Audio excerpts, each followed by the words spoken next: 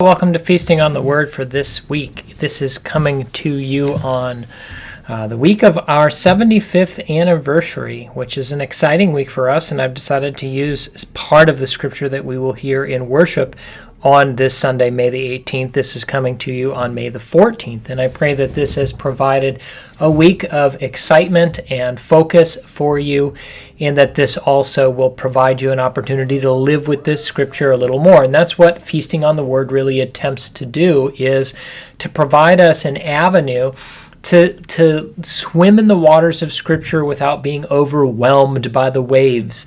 And so it's likened to feasting on the Word in the sense of having a small passage of Scripture that we revisit 4 times, like taking a bite of it, and then hearing it again, like kind of chewing on it, hearing it again, and really kind of savoring its flavors, and hearing it again, incorporating it into our lives.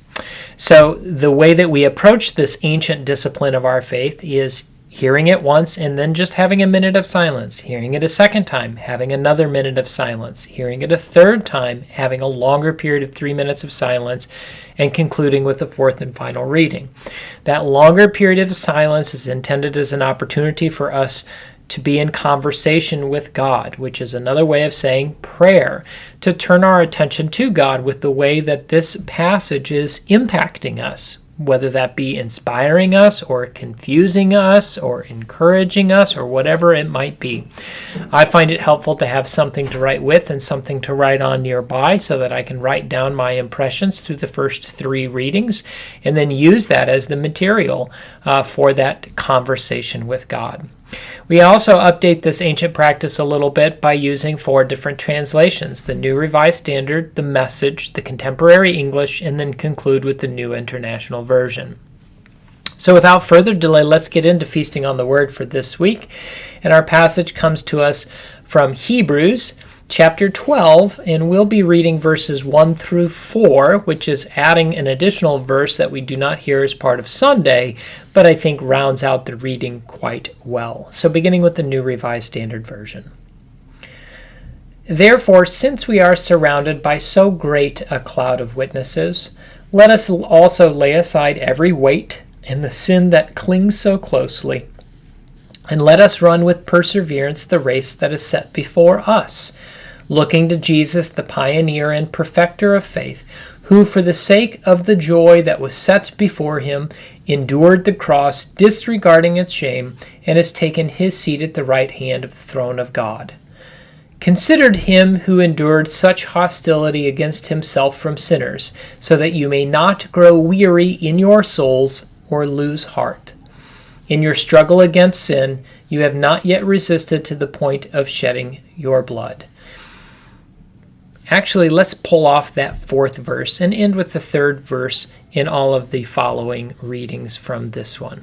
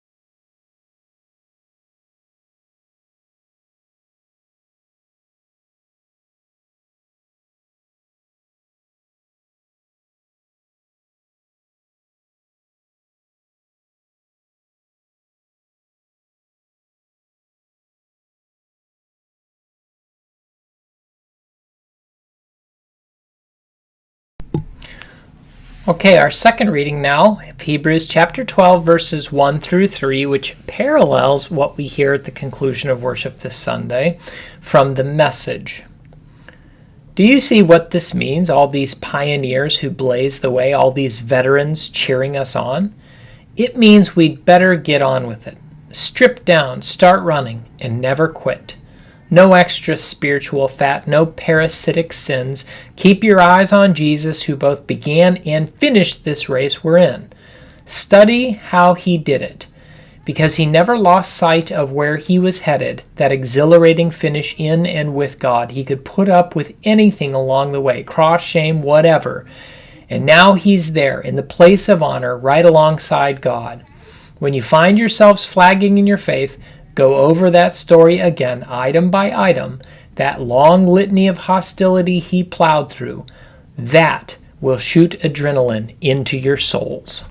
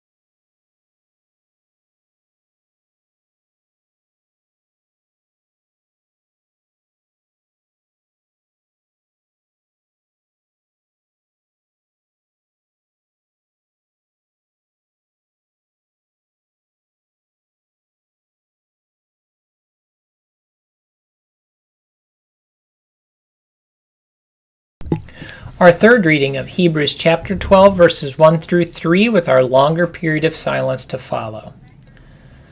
Such a large crowd of witnesses is all around us, so we must get rid of everything that slows us down, especially the sins that just won't let us go. And we must be determined to run the race that is ahead of us. We must keep our eyes on Jesus, who leads us and makes our faith complete. He endured the shame of being nailed to a cross because he knew later on he would be glad he did it. Now he is seated at the right side of God's throne. So keep your mind on Jesus, who put up with many insults from sinners. Then you won't get discouraged and give up.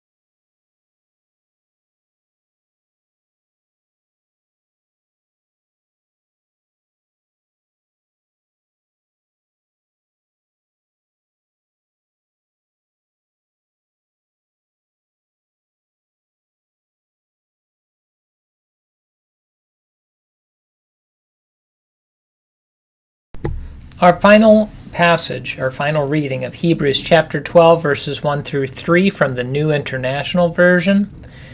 Therefore, since we are surrounded by such a great cloud of witnesses, let us throw off everything that hinders and the sin that so easily entangles.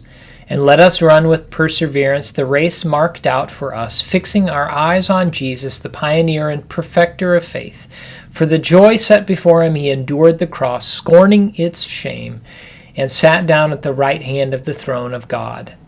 Consider him who endured such opposition from sinners, so that you will not grow weary and lose heart.